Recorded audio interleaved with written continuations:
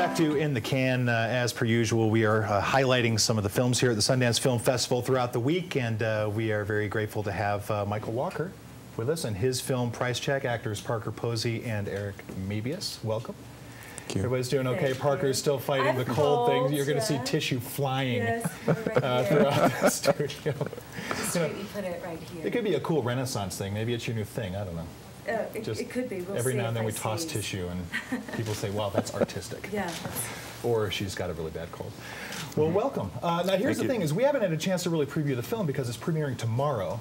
And so, you know, we keep these things under lock and key. We don't want, you know, too many people to dissect it before we get an audience participation. So I'm going to kind of, Michael, let you do a lot of the talking here. Let's talk about the story, first of all, with Price Check. And you wrote the screenplay as well. Yeah, I wrote it. It was about, you know, I hadn't seen a lot of films that were about people my age and the situations they were in. So it was about, you know, I wanted to do something that was about people who had jobs and were trying to get by in a struggling economy. And so I had a story loosely based on a friend of mine who got a corporate job. He used to work in the music business, and he gets a new boss in the story, and the boss kind of takes over his life. So. In a good or a bad way in real life? In real life, about the film in a second. No. In real life, it wasn't like that. In real life, he just had a regular boss. And the boss was my idea, and it was about. I always wanted to write a boss that was a good boss and was sort of enthusiastic and inspiring to people, but also the job was their life, and it made it everybody else's life too. So that was where the character then. Enter Parker there. Enter Parker, yeah. Yeah, it's not like a glamorous job at all, but Susan really, you know, thinks that it is and acts as if it is. Well, tell what is the job? First of all, Eric, your character is a musician. No, I had a sort of my passion really was to be in A&R and music, and I sort of give those things up to be able to afford a house and have a family. Just so kind of the security of life. Well, I moved to the suburbs where those things are affordable, and take a suburban job, which is trying to do sales for a small grocery store chain, and I sort of punch the clock until Parker's character comes into. It's in the supermarket business as opposed to a supermarket. Right. Yeah. So it's about pricing and marketing. It's a very cubicle kind of job, and it's not glamorous at all. I picked it because it wasn't very glamorous, but it was, you know, part of the idea was to make something that was as unglamorous as possible.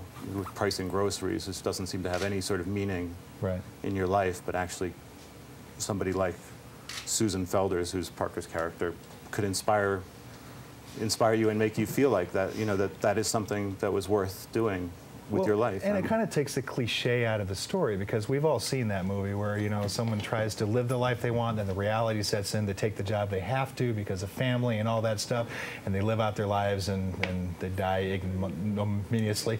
Thanks, Kevin. But Parker, your character is actually really inspiring, really excited, passionate, about this mundane existence, so to speak. Yes. Yeah, she is, and she kind of, she's just a really passionate woman. She's kind of burning through her life at the moment, and she wants it all, you know.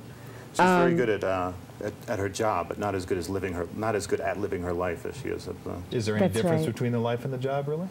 Well, that's what the film's about, you know, and as far as Eric's character goes, you know, he's much better at living his life, and when the job sucks him out of his life, that becomes. You know, it's a struggle for him to figure out which.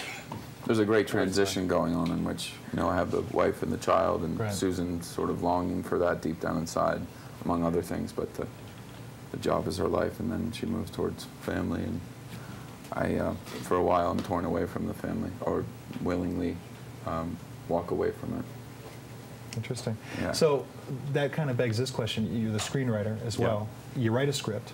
Right. Right now we're years later and we've actually made a film. Is that the script you wrote, or how did that evolution happen? It's pretty much, you know, when you finish a script, you know, then you send it out and see who's sort of interested. This script actually, when I first wrote it a few years ago, had a lot more of the supermarket business sort of. It was a little bit more about the supermarket business too, because what they do was interesting to me, but it wasn't interesting to anybody else. So when we actually got the financing for this, that was the first thing to sort of get cut out. So, but besides that part, you know, because I wasn't really going to do an expose on the supermarket business, pricing and anything, so it wasn't hard to let that go. But although that was interesting for us to learn about and working on the characters. Have either of you had a character that was so jazzed about the supermarket business? No. Absolutely not. It's a weird business. But we kind of got a little jazzed about it, working on it. It was kind of fascinating because there are all these strategies that go into place in stores all over this country. And, you know, where you put the, you know, when you walk into a store, there's a table with everything on it, and just the seduction in these big stores to get you to stay in there and also to get you to buy more. Right. There's a great scene where Susan comes to visit at my home, my wife and my child, and she says, I can tell everything about you by what you have in your refrigerator, and that's sort of the essence. I mean, it tells about the psychology and the economic background and the sort of like just, once you start to open that up, there's a lot. It's very rich. Well, God help me, I hope nobody ever comes over and looks in my fridge then, or I'm never going to work again. We've actually got a clip of Price Check. So, you know, talk about a great scene. Let's take another look. Here is Price Check. Yeah. Wow. Yeah, I mean, how can you not get excited about that? I mean, just the looks around the table. Where do I work again? Yeah, they sent Susan was driving everyone crazy in LA, so they sent her. That's, yeah. They got her out there and said, go to Long Island and revamp the store, because she was tearing it up, you know. Well, an interesting scene, too, and having her standing up in front of that table there, just like all that nervous energy, jumping around, doing cartwheels, stuff like that, too. I mean, that's just such a really cool frame into your character right there. Just that first one little impression. scene. She's got a lot of work ahead of her. And then I don't know if it was directed or not, but as soon as you started talking about yourself, everybody glances down at their resume or tries to make some kind of, you know, connection to what is happening around them. That's great. Yeah. And I immediately step off and try and call all my old music contacts to see if I can get back. It's pretty fun. And you know, Pete Posey was this cool guy. He was in the music business, and now he has this job, and it's painful. It's you see the sacrifices that people make. It's like you want security, you get a job like that that's kind of soul sucking, and you know, in a way, it's great that when Susan comes in, it rattles everyone's cages, and every single person around that desk actually cares. By the end of the film, you know, I get inspired, so then I in turn inspire a lot of the people there, and everyone changes their self-image, and there's like. And that's what it's about too. It's like if you can care, you can have passion. You know, whatever it is. Like Susan could be doing anything. It could be boring, it could be amazing, but she's going to have this.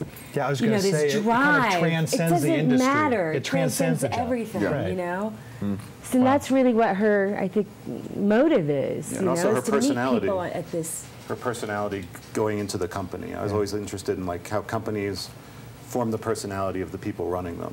And she comes in, and she's sort of a glamorous person in an unglamorous business. Sure. She grew up in the supermarket business, but at the same time, you know, she grew up in Southern California, and she was a woman, and she wants this chain of supermarkets, which is just a sort of rundown chain, to be something special, and it's that enthusiasm. I think that's what works so well about Michael's script, that as an audience member and watching it, you get pulled into that world. You know, you sort of project yourself a little bit onto Pete, and you start caring about something. You think, oh, you described the film, okay, marketing, a grocery store chain, you know. Well, even just a scene like that, too, I'm excited to find out what your reaction is tomorrow night when you see it in front of an audience. You know what I mean? Because, you know, we talked a little bit about this before we came on. You know, you can be as close to a film as you can, but until you see it in front of an audience, especially one at the largest venue at Sundance. Did I mention that? No pressure. Yeah, so cool. You're good. So the Eccles tomorrow night, good luck to you. That's fantastic. It sounds like it's a really kind of a fun film, a different take on a classic story, and good luck to all of you. The film is Price Check. Michael Walker, Parker Posey, Eric Mabius. We'll be back with more in the can after this.